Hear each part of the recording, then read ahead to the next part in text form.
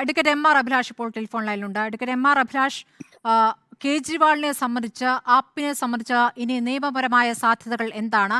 ഇതിപ്പോൾ ജയിലിൽ നിന്ന് ഭരിക്കും എന്നുള്ളതാണ് ആപ്പ് ആവർത്തിച്ച് പറയുന്നത്. ഇന്നിപ്പോൾ ജയിലിൽ നിന്നുള്ള ചില നിർദ്ദേശങ്ങൾ മുഖ്യമന്ത്രി ജലവിഭവവുമായി ബന്ധപ്പെട്ട് ജലവിതരണവുമായി ബന്ധപ്പെട്ട ചില നിർദ്ദേശങ്ങൾ കുറിപ്പായി നൽകി. അത് അതിഷി ഇന്ന് വാർത്താ സമ്മേളനത്തിൽ പറയുകയും ചെയ്തിരിക്കുന്നു. അങ്ങനെ എത്ര കാലം ഭരിക്കാനാവും? കാരണം പ്രത്യേകിച്ച് സന്ദർശകർക്ക് രണ്ട് സന്ദർശകരെ മാത്രമേ 2 ആഴ്ചയ്ക്കുള്ളിൽ സമ്മതിക്കുകയുള്ളൂ എന്നൊക്കെയാണ് കേൾക്കുന്നത്. അങ്ങനെയെങ്കിൽ എങ്ങനെ ഭരിക്കാനാകും? ഒരിക്കലും പ്രായോഗികമായ ഒരു വഴിയല്ല. പക്ഷെ ഒരു പൊളിറ്റിക്കൽ റെസിസ്റ്റൻസ് എന്നുള്ള നിലയിലാണ് ആപ്പ് നേതൃത്വം ഒരുപക്ഷെ ഇത്തരത്തിലൊരു നിലപാട് എടുത്തിട്ടുണ്ടാവുക. ഇപ്പൊ അദ്ദേഹത്തിന്റെ അറസ്റ്റിന്റെ സമയം തന്നെ ഇലക്ഷനും ഇവിടുത്തെ രാഷ്ട്രീയ സാഹചര്യങ്ങളുടെയൊക്കെ കോണ്ടെക്സ്റ്റിൽ വേണം നാം മനസ്സിലാക്കേണ്ടതായിട്ടുള്ളത്. അപ്പോൾ ഒരു രാഷ്ട്രീയ തന്ത്രമായിട്ട് അറസ്റ്റ് എക്സിക്യൂട്ട് ചെയ്തപ്പോൾ അവരൊരു രാഷ്ട്രീയ മറുതന്ത്രമായിട്ട് തന്നെ നേതൃത്വം ജയിലിൽ ഇരുന്ന് ഭരിക്കുമെന്ന് പറയുകയാണ്. പ്രായോഗികമായിട്ട് വളരെയധികം ബുദ്ധിമുട്ടുകളുണ്ട്. കാരണം ഭരണഘടനാ പ്രകാരം മുഖ്യമന്ത്രിയാണ് ലഫ്റ്റനന്റ് ഗവർണറെ ഉപദേശിക്കേണ്ടത് ഭരണം എങ്ങനെ നടത്തണമെന്നുള്ളതിനെ കുറിച്ച്. അപ്പൊ മുഖ്യമന്ത്രി ഇങ്ങനെ നിയമപരമായ ഒരു അറസ്റ്റിലാണ് എന്നുള്ളത് കൊണ്ട് PMLA നിയമവും CRPCയും ഒക്കെ അനുശാസിക്കുന്ന തരത്തിൽ നിയമപരമായിട്ടുള്ള ഒരു തടങ്കലിലാണ്, ഒരു ജുഡീഷ്യൽ അതോറിറ്റിയുടെ നിർദ്ദേശപ്രകാരമാണ് തടങ്കലിലും കസ്റ്റഡിയിലേക്കും പോകുന്നത് എന്നതുകൊണ്ട് ഈ ഒരു സാഹചര്യത്തിൽ അദ്ദേഹത്തിന് ജയിലിലിരുന്ന് നിയമപരമായിട്ട് ഭരിക്കുക എന്നത് പ്രായോഗികമായിട്ട് വളരെയധികം ബുദ്ധിമുട്ടുകൾ ഉണ്ടാക്കുന്നതാണ്. പക്ഷേ ആപ്പിന്റെ നേതൃത്വം ഒക്കെ അവർക്ക് ഒരു വലിയ പൊളിറ്റിക്കൽ സെറ്റ് ബാക്കാണ് ഇപ്പോൾ സംഭവിച്ചിരിക്കുന്നത് എന്നുള്ളത് നമുക്കറിയാം. അപ്പം ആ രീതിയിൽ ഒരു പൊളിറ്റിക്കൽ റെസിസ്റ്റൻസ് എന്നുള്ള നിലയിലായിരിക്കാം ഈ ഒരു നിലപാട് എടുത്തിട്ടുണ്ടാവുക. പ്രായോഗികമായിട്ട് വളരെയധികം ബുദ്ധിമുട്ടുകളുള്ള ഒരു കാര്യമാണ്. നിയമപ്രകാരം ഒരു പ്രൊഹിബിഷൻ നമുക്ക് പറയുവാൻ കഴിയില്ല എങ്കിൽ തന്നെയും ഏറ്റവും ആക്റ്റീവായിട്ടുള്ള പൊളിറ്റിക്കൽ എക്സിക്യൂട്ടീവായിട്ടുള്ള മുഖ്യമന്ത്രി എങ്ങനെയാണ് ജയിലിൽ കിടന്ന് ഭരിക്കുവാൻ കഴിയുക?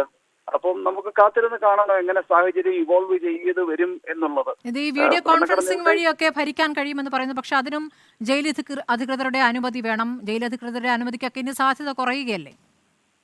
തീർച്ചയായിട്ടും 239A(b) പ്രകാരം ഭരണഘടനാ തകർച്ച ഉണ്ടായി ഡൽഹിയിൽ എന്ന രീതിയിൽ ലഫ്റ്റനന്റ് ഗവർണറുടെ റിപ്പോർട്ടോ അല്ലെങ്കിൽ റിപ്പോർട്ട് ഇല്ലാതെയുള്ള നിഗമനത്തിന്റെ പുറത്തോ അവിടെ ഭരണം കേന്ദ്ര സർക്കാർ ഏറ്റെടുക്കുവാൻ ഈ ഒരു സാഹചര്യം ഉപയോഗിച്ച് ശ്രമിച്ചു കഴിഞ്ഞാൽ നാം അത്ഭുതപ്പെടേണ്ടതില്ല. നേതൃത്വം മാറി അടുത്ത പ്രബലമായ ആപ്പ് ലീഡർ ഭരണത്തിലേക്ക് വരുന്നതായിരിക്കാം ഏറ്റവും ഉചിതമായിട്ടുള്ള ഒരു നിലപാട്. കാരണം PMLA നിയമത്തിന്റെ 45-ാം വകുപ്പ് അനുസരിച്ച് ബെയില് കിട്ടുക എന്നുള്ളത് വളരെ ശ്രമകരമായിട്ടുള്ള കാര്യമാണ്. കുറ്റം ചെയ്തിട്ടില്ല എന്ന ആരോപണ വിധേയൻ തന്നെ തെളിയിക്കുകയും വേണം അല്ലേ? കുറ്റം ചെയ്തിട്ടില്ല എന്ന് അതായത് ജാമ്യം കൊടുക്കുന്നതിന് അങ്ങനെയല്ല, ജഡ്ജിക്ക് അങ്ങനെ ഒരു നിഗമനത്തിലേക്ക് എത്തിച്ചേരുവാൻ, നിരപരാധിയാണ് എന്ന നിഗമനത്തിലേക്ക് ജഡ്ജിക്ക് എത്തിച്ചേരേണ്ടതായിട്ടുണ്ട്. അപ്പം അങ്ങനെ ഒരു നിഗമനത്തിലേക്ക് ജഡ്ജി എത്തിച്ചേരുക എന്ന് പറയുന്നത് അദ്ദേഹത്തിനെതിരെ കൊടുത്തിട്ടുള്ള മൊഴികളിലെ ഇൻകൺസിസ്റ്റൻസി, അതായത് വൈരുദ്ധ്യം മാത്രമേ, മൊഴിയുള്ളതിന്റെ അടിസ്ഥാനത്തിലാണ് അറസ്റ്റ് ചെയ്തിരിക്കുന്നത്. അഭിലാഷ്, ഇപ്പോൾ ആപ്പ് പ്രധാനമായും അതീഷി വാർത്താ സമ്മേളനത്തിൽ പറഞ്ഞിട്ടുള്ള കാര്യം, അഴിമതി ഉണ്ട് എങ്കിൽ കോഴപ്പണം എവിടെ? കോഴപ്പണത്തിന് തെളിവ് ഇതുവരെ കൊണ്ടുവരാൻ ഇഡിക്ക് സാധിച്ചിട്ടില്ല. മൊഴിയല്ലാത്ത തെളിവില്ല. ഈ ശരത് ചന്ദ്ര റെഡ്ഡിയുടെ മൊഴിയാണ് ഉപയോഗിക്കുന്നെങ്കിൽ അത് ഗൂഢാലോചനയുടെ ഭാഗമാണ്.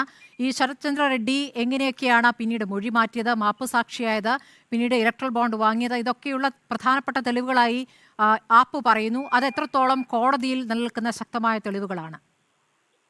അല്ല, അവരുടെ ഉത്കണ്ഠ രാഷ്ട്രീയപരമായിട്ട് വളരെയധികം പ്രസക്തിയുള്ള കാര്യം തന്നെയാണ്. കാരണം ഈ ഇപ്പം അരവിന്ദ് കെജ്രിവാൾ അറസ്റ്റ് ചെയ്യപ്പെട്ടത് ഇപ്പോ ഡൽഹിയില് ഇത്തരത്തിൽ മദ്യനയവുമായി ബന്ധപ്പെട്ട് ഉണ്ടാക്കിയ പണം ഗോവയിൽ തെരഞ്ഞെടുപ്പിന് വിനിയോഗിച്ചു എന്ന ഗൗരവപരമായിട്ടുള്ള ആരോപണമാണ് ഉന്നയിക്കപ്പെട്ടിരിക്കുന്നത്. അപ്പോ ഈ ആരോപണം എങ്ങനെ അവർ തെളിയിക്കുമെന്ന് ചോദിക്കുന്നത് ഈ മൊഴികളുടെ അടിസ്ഥാനത്തിലാണ്. ഈ മൊഴി കൊടുത്തയാള് തന്നെ ഇലക്ട്രൽ ബോണ്ട് വാങ്ങിയിരിക്കുകയാണ്. അപ്പം ഇതിനകത്തെ രാഷ്ട്രീയ സങ്കീർണതകൾ ഒരുപക്ഷെ നിയമത്തിന്റെ ലളിതമായ വാക്കുകളിലൂടെ വിവരിക്കാൻ കഴിയാത്ത തരത്തിലുള്ള സങ്കീർണതകളും ഗൂഢാലോചനകളും ഒക്കെ ഉണ്ടോ എന്നുള്ളത് നാം കാത്തിരുന്ന് കാണേണ്ടതായിട്ട് വരും. അതിനുള്ള സാധ്യത തള്ളിക്കളയുവാൻ കഴിയില്ല. പക്ഷെ കോടതിയെ സംബന്ധിച്ചിടത്തോളം ഈ ഒരു കേസിന്റെ അടിസ്ഥാനത്തിൽ ശരിക്ക് മൊഴികളിലെ ഇൻകൺസിസ്റ്റൻസി അല്ലെങ്കിൽ അതിന്റെ പുറകിൽ ഗൂഢാലോചന ഉണ്ട് എന്നുള്ളതൊക്കെ അത് കോടതിയിൽ വിചാരണ നടക്കുമ്പോഴും ഈ മൊഴി കൊടുക്കുന്ന വ്യക്തിയെ ക്രോസ് എക്സാമിനേഷൻ ഒക്കെ നടത്തുമ്പോഴാണ് അതിന്റെ കൂടുതൽ വിശദാംശങ്ങൾ വെളിയിലേക്ക് വരിക. ഈ ഒരു സാഹചര്യത്തിൽ അത്തരത്തിലൊരു പരിശോധനയിലേക്ക് കോടതിക്ക് കടക്കുവാൻ കഴിയില്ല.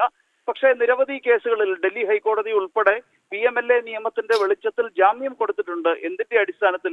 മൊഴികളിലെ അതിപ്രകടമായിട്ടുള്ള വലിയ വൈരുദ്ധ്യത ചൂണ്ടിക്കാട്ടി ജാമ്യം കൊടുത്തിട്ടുണ്ട് എന്നതുകൊണ്ട് ആ രീതിയിൽ മാത്രമേ അദ്ദേഹത്തിന് ഇപ്പോൾ ജാമ്യം കിട്ടുവാനുള്ള സാധ്യത തെളിഞ്ഞു കാണുന്നുള്ളൂ. ഇപ്പം സിസോദിയയ്ക്കാണെങ്കിൽ കൂടിയും കഴിഞ്ഞ ഒക്ടോബറിൽ ജാമ്യാപേക്ഷ സുപ്രീം കോടതി നിരസിക്കുമ്പോൾ, അപ്പീലിൽ വന്നപ്പോൾ ബഹുമാനപ്പെട്ട സുപ്രീം കോടതി നിരസിച്ചപ്പോൾ പറഞ്ഞത് അടുത്ത 4 തൊട്ട് 6 മാസത്തിനുള്ളിൽ ഈ അന്വേഷണം വിചാരണ പൂർത്തിയാക്കണം, അല്ല എങ്കിൽ 3 മാസം കഴിഞ്ഞിട്ട് അദ്ദേഹത്തിന് വീണ്ടും ജാമ്യാപേക്ഷ കൊടുക്കുകയും അത് അനുഭാവപൂർണ്ണം പരിഗണിക്കപ്പെടുകയും ചെയ്യേണ്ടതാണ് എന്നാണ് പറഞ്ഞത്. അപ്പൊ അത്രയും കാലയളവ് അദ്ദേഹം ജയിലിൽ കിടക്കുകയായിരിക്കും. അപ്പോ പറഞ്ഞു വന്നത്, അരവിന്ദ് കെജ്രിവാളിനെ സംബന്ധിച്ചിടത്തോളം പുറത്തിറങ്ങുക എന്നത് നിയമപരമായിട്ടുള്ള വളരെ വിദൂരമായിട്ടുള്ള സാധ്യതയാണ്. അല്ലെങ്കിൽ മൊഴികളിൽ പ്രകടമായ വൈരുദ്ധ്യം ഉണ്ടാകണം. അപ്പോ ഈ ഉന്നയിക്കപ്പെടുന്നത് പൊളിറ്റിക്കലി വളരെ പ്രസക്തമായിരിക്കാം, ചിലപ്പോൾ അത് സത്യവുമായിരിക്കാം. കാരണം ഈ ഇലക്ട്രൽ ബോണ്ടിൽ പണം നിക്ഷേപിച്ചിട്ടുള്ള വ്യക്തികളൊക്കെ തന്നെ ഇത്തരത്തിൽ മൊഴി കൊടുത്തിട്ടുള്ളവരാണ് എന്ന് തെളിയിക്കപ്പെടുകയും ഈ ആപ്പ് ഈ പണം സ്വരൂപിച്ചത് എന്തിനു വേണ്ടിയിട്ടാണ്? ഇലക്ഷൻ ക്യാമ്പയിന് വേണ്ടിയിട്ടാണ് എന്നിരിക്കെ രാജ്യമെമ്പാടും വളരെ സ്വാധീനത്തോടുകൂടി BJP ഇലക്ഷൻ ക്യാമ്പയിനുകൾ നടത്തുമ്പോൾ ഈ പണം എങ്ങനെ ഉണ്ടായി എന്നുള്ളൊരു ചോദ്യം എല്ലാവരുടെയും മനസ്സിൽ വരുന്നതാണല്ലോ. അപ്പോ സ്വാഭാവികമായിട്ടും ഇലക്ഷൻ ക്യാമ്പയിനു വേണ്ടി പാർട്ടികളെല്ലാം തന്നെ അഭിഷിക്തമായ കൂട്ടുകെട്ടുകളിലൂടെ പണം ഉണ്ടാക്കുന്നു എന്നുള്ളത് വളരെ പ്രകടമായ ഒരു സത്യമായിരിക്കെ ആ ഒരു ആരോപണം മദ്യനയവുമായിട്ട് ബന്ധപ്പെട്ട് പ്രകടിപ്പിക്കപ്പെട്ട തെളിവുകളുണ്ട് എന്നതിന്റെ അടിസ്ഥാനത്തിലാണ് ഇദ്ദേഹം ജയിലിൽ പോയത്. കോടതിക്ക് പരിമിതികൾ ഉള്ളത് കൊണ്ട് ഇപ്പൊ കോടതിയിൽ നിന്ന് ഇതിന്റെ ഒരു രാഷ്ട്രീയപരമായ ഒരു പരിപ്രേക്ഷ്യത്തിൽ ഒരു പരിശോധനയോ അല്ലെങ്കിൽ നാം കാണാൻ ശ്രമിക്കുന്ന രീതിയിൽ അനുഭാവപൂർണമായിട്ട് അതിന്റെ രാഷ്ട്രീയ സാഹചര്യത്തിന്റെ വെളിച്ചത്തിൽ ഒരു വിശകലനമോ ഒന്നും ഉണ്ടാവുകയില്ല. ജയിലിൽ കിടന്ന് ഭരിക്കുക എന്നുള്ളത് തീർത്തും അപ്രായോഗികമാണ്.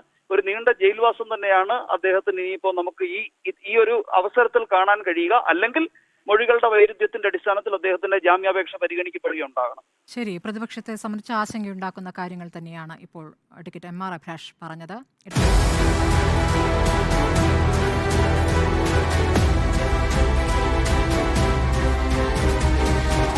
ഡിബേറ്റ് വിത്ത് സ്മൃതി പരുത്തിക്കാട്.